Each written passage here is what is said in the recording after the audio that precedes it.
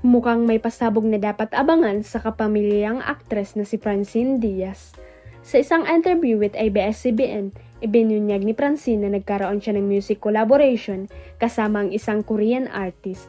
Hindi pa pwede i-detalye ng aktres ang iba pang impormasyon, pero ito ang dahilan kaya nagtungo siya sa South Korea noong Disyembre. Well, we went to Korea last month, December 29. Nag-record po kami ng song doon, kwento niya. Sabi pa niya, ito po yung sinabi ko noon with Miss Jaime Rivera na meron akong song na gagawin with a Korean artist. Yun na lang po yung pwede kong sabihin as of now. This year din po ang release namin, maybe next month, ani pa ng young actress. Aminado rin si Francine na never niya nakita ang sarili na sasabak din sa mundo ng musika. Pero thankful daw siya ngayon dahil marami siyang natututunan, lalo na sa pagdating sa pag-e-express ng kanyang sarili. Hindi ko din po akalain na mapapasok ko ang singing industry, kumbaga. Masaya naman ako, natuto po ako sa mga nakakasama, sambit niya sa panayam. We went to Korea last month, noong December 29th. Nag-record po kami ng song doon.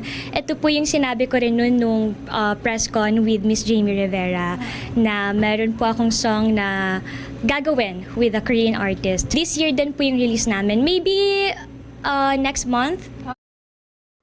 Sa huli ay tila hindi na nakatiis ang aktres at nagbigay na ng clue tungkol sa ilalabas niyang first ever collaboration song with a Korean artist.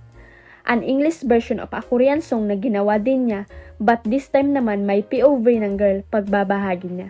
Ngayong taon asa na magkakaroon pa ng ilang collab si Francine kasama ang ilan pang local artist. Kung matatandaan, Nobyembre ng nakaraang taon nang tinanggap ng aktres ang hamon na magkapag-record ng kanta para sa pinakabagong record label ng ABS-CBN, ang Inspire Music. Kasama ni Francine sa kantang Faith, Hope, and Love, ang award-winning OPM icon na si Jaime Rivera na siya ring head ng Inspire Music, pati na rin sina Katie Estrada at Jade Madala. Isa si Francine sa mga featured artist ng nasabing record label. Ang minsay na nais ibandera sa likod ng Faith, Hope, and Love track ay World Peace. Huwag kalimutang i-click ang subscribe button at i-ring ang notification bell para sa latest at legit chika updates.